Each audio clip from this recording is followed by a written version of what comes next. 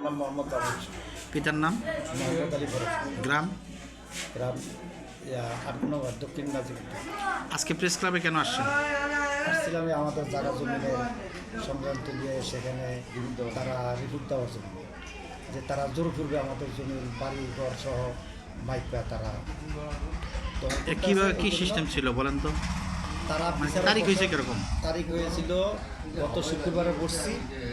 তো এই বসার পরে তারা বলছে থানার মাধ্যমে দাম কাইটা থানায় জমা রাখতো, তারা সেটা করে না, তারা বিক্রি করে নিয়ে গেছে।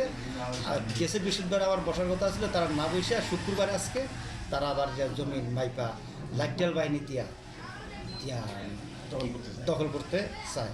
মাইপা খুঁড়া গাতে এখানে দাও শ্রেণী অস্ত্রপাতি, দেশীয় অস্ত্রপাতি নিয়ে, তারপরে লাঠি ছোড়া নিয়ে, তারপর আসছে আমি ভয়েতে আরেকবারের উপর দিয়া তাদাম ঘুইরা থানায় আসছি। থানায় আইসা থানার স্যারকে বললাম, সেখানে আমি কোনো সুবিধা পাইলাম না। এই জন্য আমরা প্রেস ক্লাবে আসছি। এই জন্য আমি প্রেস ক্লাবে আসছি। আচ্ছা, আপনার কি উনি? আমার বাগনা আছে, বড় বোনের বাগনা। আমার আচ্ছা, মামা। জমি আপনার থেকে কিনছে? জমি আমার থেকে কিনছি এবং আমার মার অংশও কিনছি।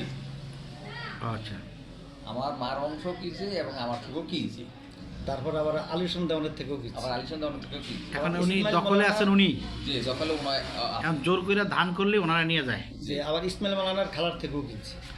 ও আচ্ছা, তো এটার আমরা সুবিচার চান নাকি? ইসমাইলে ফেসটা করতেছে, বেশিরভাগ ইসমাইলে ফেসগুলা বাঁধায়। ধন্যবাদ। সবাই এখন আমার বিরুদ্ধে লাগছে। এখন আপনি আমি একটু নিরাপত্তা ভালো থাকি, হীনতায় ভালো ভুগতেছেন।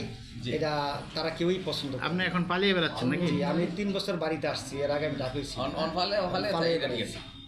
যে আমি বাড়িতে থাকি না ভয়। কেন আপনি বাড়ি থাকেন না কেন? বাড়ি থেকে তাদের ভয়েতে তারা আক্রমণ করতে পারে আমারে, বা আমার কারণে আমার মামারে মারছে। এরকম আমারও তো- আপনার মামারে মারছে কবে? আমার মামারে মারছে গেছে 31 তারিখে। এই যে হাতে এই করছে না, কবে যে? জি।